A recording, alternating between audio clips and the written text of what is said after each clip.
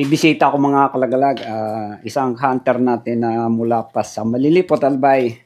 Ito yung nakapansin at nakakuha kay Habagat. So ngayon, titingnan natin kung itong si Habagat ay ma-recognize pa itong ating kaibigan. Saglit lang idol at kukunin ko yung napulot mo sa gubat dyan sa Malilipot, Albay. Nandito lang si halika dito, Habagat. Ito na mga idol, si Habagat. So magkikita ngayon sila ni Vic.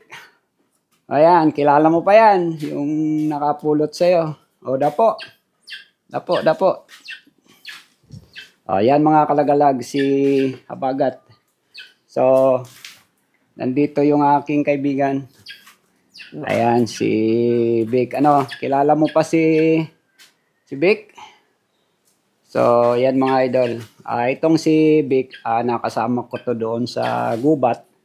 Nung time na mapansin niya at makita niya itong ating si Habagat. Sisiw pa to.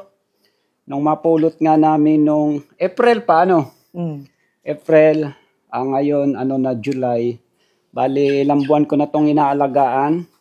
April, May, June, July. So yan, mag-aapat sa August, July 29 na ata ngayon. So yan, si Habagat mga kalagalag, behave na behave to. So mamaya lang ay lilipad na yan. Pag ganyan, pinadapo ko siya sa dapuan, pupunta doon sa tricycle at diretso na yan, mamamasyal yan. So yan ang kinaganda ni Habagat dahil hindi na siya umaalis, parang mahirap na ibalik natin to doon sa dati Mahirapan na yan.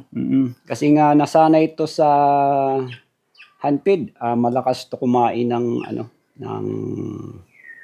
manok. At yan nga si Habagat mga idol. Halika.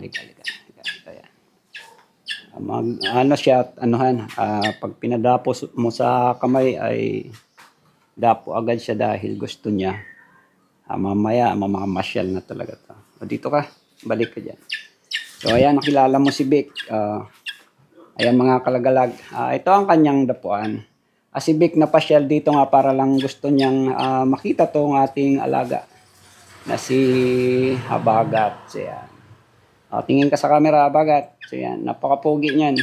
At walang hood siya ngayon dahil maglalaro na naman to dito. Mahilig to maglaro ng kung ano-ano madampot niya yung kanyang pinaglalaroan. So yan mga kalagalag ang ating si Habagat at napasyal nga ang ating kaibigan para bisitahin kung ano ba kalagayan nito. So yan.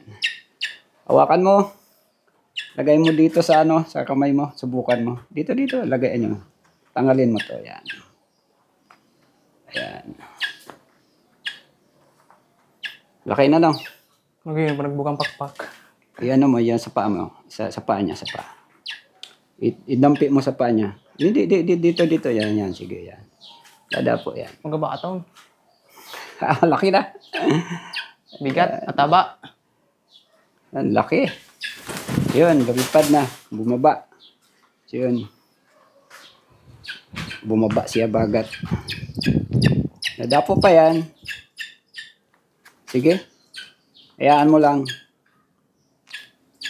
So yan mga idol, si Habagat nailang siguro kibik, di siya kilala kaya umalis sa kamay niya. Nanibago. Nanibago ibang tao tong nag-ano sa kanya, kumuha. So yan, ako kukuha idol, papadapuin natin dito sa sa tricycle. Huwakan mo. Baka nanibago sa iyo dahil ibang tao ka mo. Pero yung niya, sisiw pa Halika na. Halika. Yan. Pag sa akin, mamo. Pag sa iba, nangingilag ito mga kalagalag. So yan siya. Yan ang kanyang dapuan. Gusto niya lagi dito. Pag yan nanawa, lilipad na yan. Papuntang direksyon ng Mount Mayon. At mga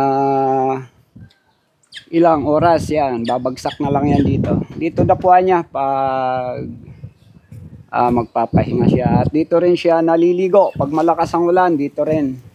Basta ito tambayan niyang tricycle na to. Diyan ka lang ha. Yan ka lang. So yan mga idol, si Abagat, ang aming napulot na nalaglag sa pugad dyan sa gubat ng Malilipot, Albay. Feel na feel niya yung buhos ng ulan. Ngayon, matabaw na na. Hmm.